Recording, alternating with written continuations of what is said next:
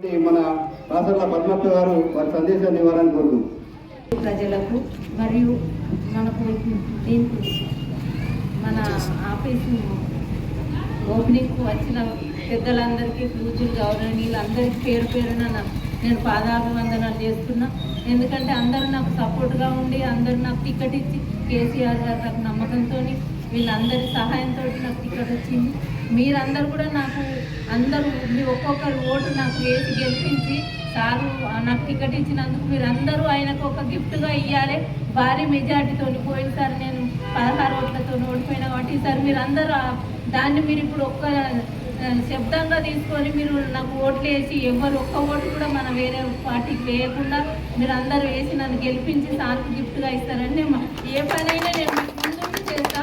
మీరు నా ఇంటికి రావనవసరం లేదు, నేనే మీ ఇంటికి వచ్చి నేను పని చేస్తా. ఎందుకంటే మీరు ఏది